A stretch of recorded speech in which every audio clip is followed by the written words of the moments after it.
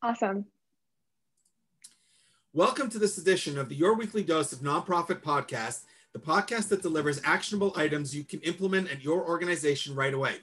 I'm your host, Ephraim Gopin of 1832 Communications.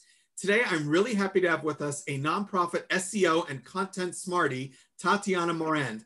Tatiana, how you doing today? Good. We're finally getting some warmer weather over here in Canada. Spring is coming, I think, so I'm pretty happy about that.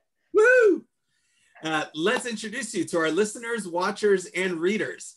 Tatiana Morand is the SEO manager for Personify's SMB unit, managing content and website optimization for both the Wild Apricot and MemberClicks products to provide helpful content for nonprofits, associations, and clubs of all shapes and sizes. In the past year, she's increased conversions through organic traffic to the Wild Apricot site by 60%. In her spare time, she enjoys working on her fantasy novel and exploring the streets of Toronto to discover all the best cafes and brunch spots. Very important. In today's episode, we're going to discuss SEO. Let's dive right in. Tatiana, we'll start at the beginning. What exactly is SEO?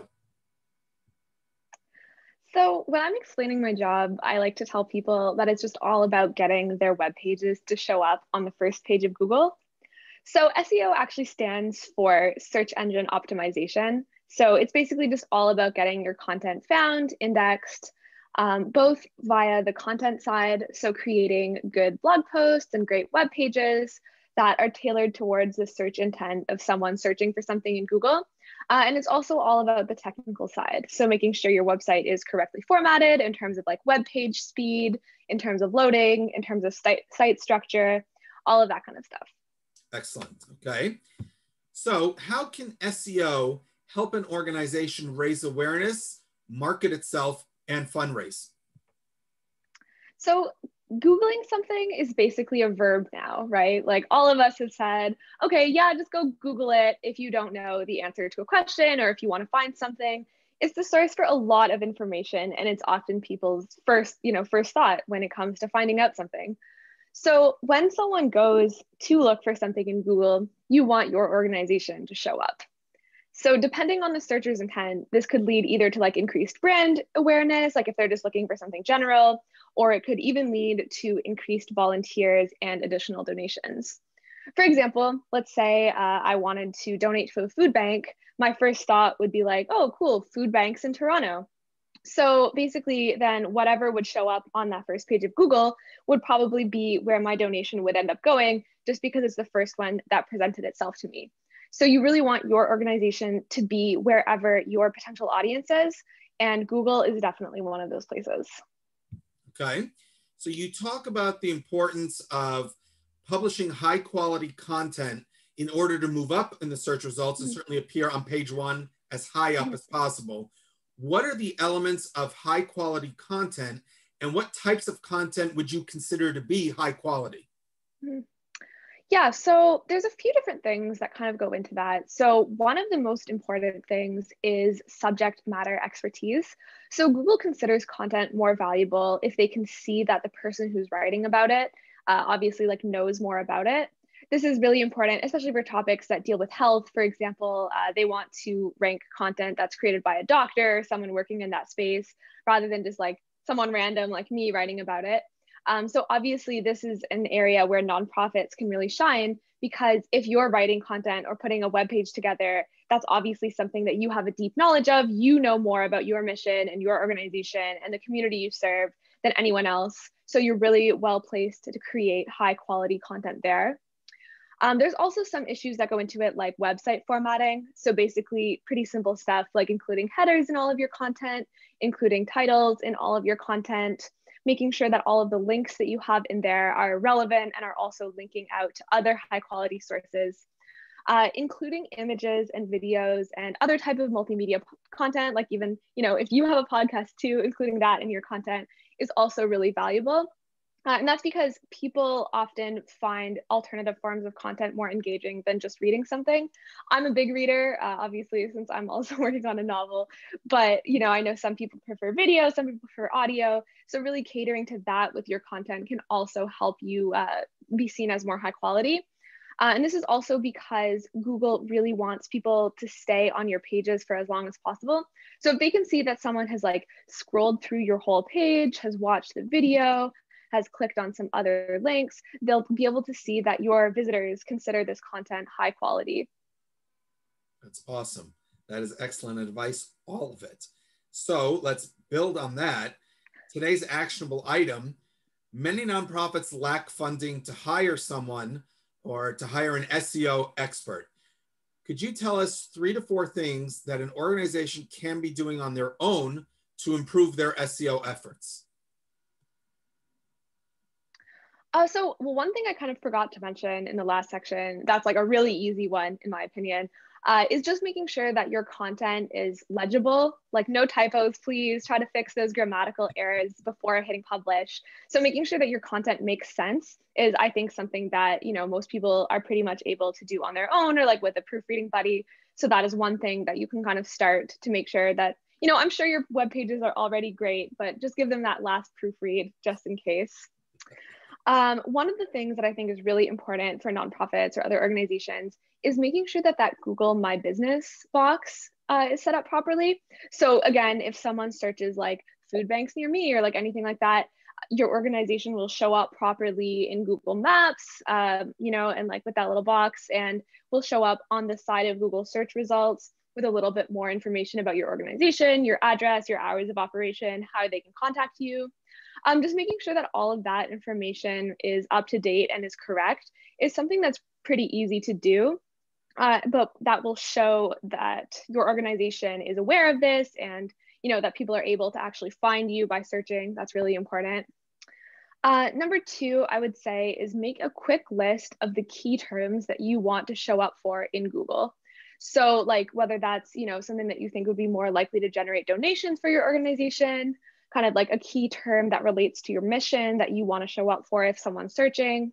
And then you can use Google Keywords Planner, which is a free tool offered by Google Ads to see like if any of these terms have a decent search volume. So it'll show you how many people every month are actually searching for that keyword.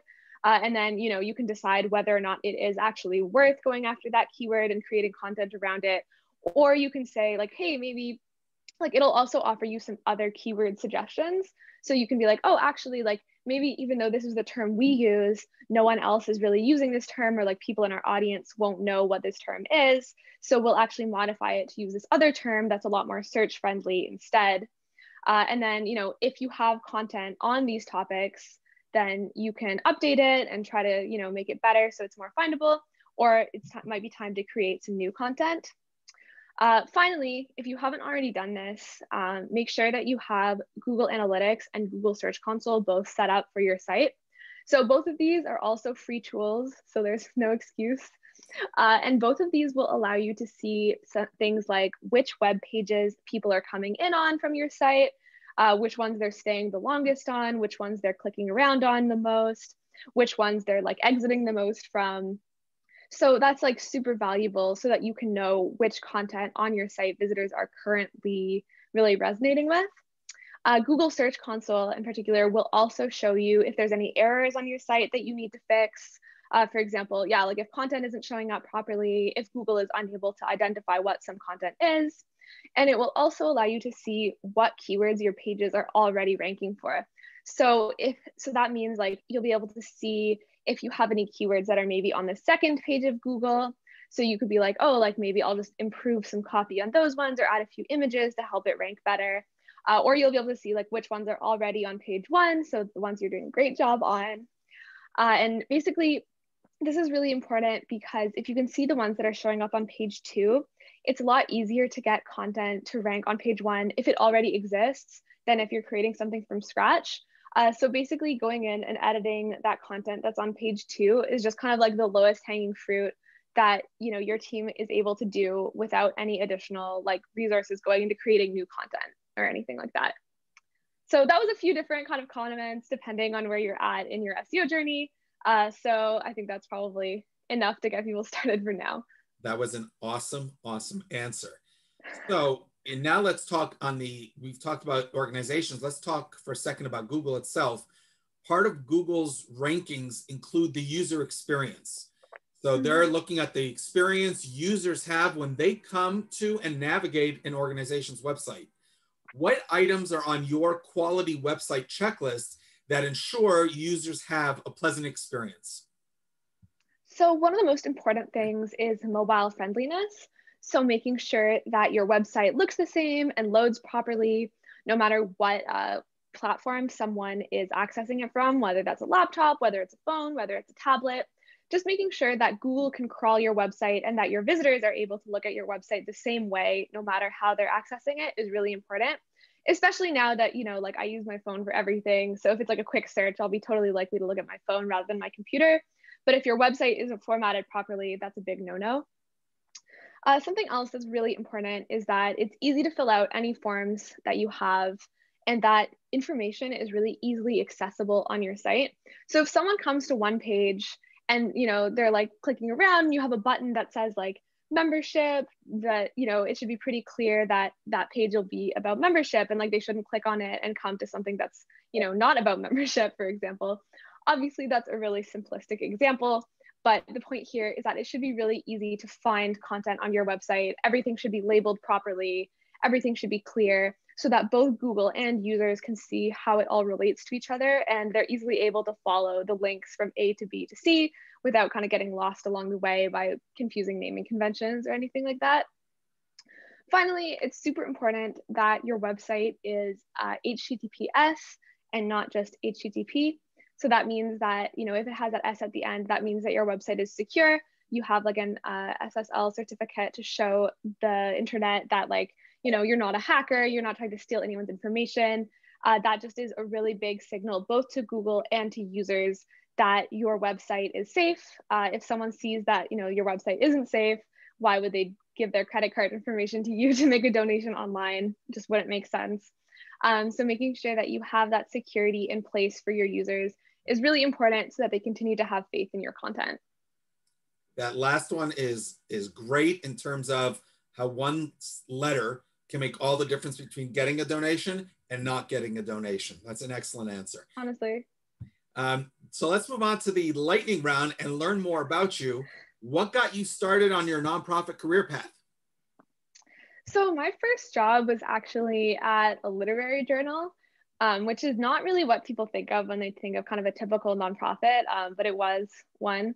So I think that kind of inspired me to continue working in the field in a way that would help people. And even though now I currently work at a tech company, so it's obviously kind of different, I do think that our software helps make people's lives easier. Not that I'm trying to turn this into a pitch, but it does make me feel better, because a lot of tech companies are really I don't know, sometimes kind of soulless, or it's what does this software really help make someone's life better, or make their job that much easier? I kind of doubt it. So even if I'm not directly working at a nonprofit on the ground, at least I'm able to help people with my SEO experience or marketing expertise, and also work at a company that is still helpful. Fantastic. So given that you've worked at a nonprofit and you work for you work for a business that deals with many nonprofits, if there's one thing you could shake up in the nonprofit world, what would it be? I think just the expectation that you have to do everything and commit yourself 100% to your mission, I think is just not always very helpful. I know a lot of people in the nonprofit space really struggle with maintaining a good work-life balance. And it's you're not a superhuman. It's not feasible for everyone to do everything all of the time, but it's almost if you have a nonprofit, you're kind of expected to have that mentality. So I think that just sometimes taking a step back, being yes, we do want to all do our best for the world and really help with our mission, but it's not, you need to take time for yourself too, and make sure that you're able to take care of yourself before you take care of everyone else. So I think just having a better sense of that mentality and of work-life balance would be really helpful in the long run, so people don't burn out and leave the sector altogether. Excellent advice. Well said. What's the Toronto Brunch Club? Yeah, so like you mentioned in my introduction, I really like going to brunch spots. I'm also just really passionate about supporting local businesses. I think that they're also like really vital to the community and to the atmosphere of any place. So I started kind of an Instagram account and a blog to chronicle my journey through like brunch spots, and then it kind of evolved into like also cafes and talking about like like local clothing stores and local makers and all of that, because it's just something I'm really passionate about, and it's just a fun way to express my creativity or to like work on other things that are, I guess, kind of marketing related, but more about like the photography or like the videography side of things. And it's kind of a fun hobby. I love it. Now, follow up to that, what's your favorite and least favorite breakfast food? So I've been really into shakshuka lately. Like just something about like the combination of the eggs and the tomato and the cheese with like some naan or some sourdough is just like, it's so good. So I've been eating a lot of that. I would also say, I also love sweet brunches. So like pancakes with like different toppings, very good. But I don't like when there's chocolate in sweet breakfast food. I find that weird. I'm like, if I want to eat chocolate, I'll eat a chocolate bar. Like I don't want chocolate chip pancakes or something like that, which I realize is weirdly specific, but there you go. No, it's fine. I'll just have to disagree because the only pancakes I eat are chocolate chip pancakes, but it's all What? good. It's the only kind I'll eat. That's it. It has to have chocolate chips. It has to have chocolate chips. Among everything else you've done, you were also a music journalist. Which band were you most excited to cover and why? So I don't know if this is like a super well-known band by any means, but it's this band called Diet Sig. They're kind of like an indie pop punk duo. And I got to interview their lead singer beforehand, and it was really cool to get that insight into her creative process and like into how she created music. So then when the time came to actually cover their show, I was like even more excited than I had been because I had that kind of insider knowledge, and that was just a really cool experience for me. That's awesome. That's awesome. Lastly, we will turn the table. You get to ask me one surprise question. I have no idea what's coming. Go ahead. Okay, well, I have to just turn that question back on you. What's your favorite and least favorite breakfast food? Or like, what kind of brunch do you like to eat? Okay, so I'm going to surprise you a little bit and tell you I haven't had breakfast in 20 years plus. Really? More than 20 years. So this is not necessarily a diet thing. This is just more that in the morning, I do not need a meal until about noon, 1 p.m. So I don't by choice eat breakfast. However, now I will qualify that statement. When I travel and I get to North America, I have a very sweet tooth for sugar cereals. So there is an excellent chance you will find me munching on a box of Apple Jacks or Frosted Flakes and probably downing half the box in one sitting. And it's very possible that will happen in the morning. I'm not going to say it won't happen in the morning. So, that's funny. But I don't, it just worked out that way for the last, it's even more than 20 years at this point. Wow. I just never, the truth is when I did eat breakfast, it was always sugar cereals. As a kid, it was always Cheerios and milk. And then Sundays we were allowed sugar cereals. So I have a very sweet tooth for all the sugar cereals. Nice. But no, breakfast is just not, if it's, if you're talking brunch at 11:30, 12, okay, but for me, that's already lunch. So then I'm having salad. Fair. It's not really lunch. So, but I appreciate the question because it gave me a chance to talk about Apple Jacks. And now I really want a box. It's all good. I'll have to have it for lunch tomorrow. That's all, not for breakfast.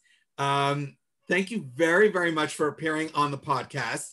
You can learn more about Wild Apricot at wildapricot.com.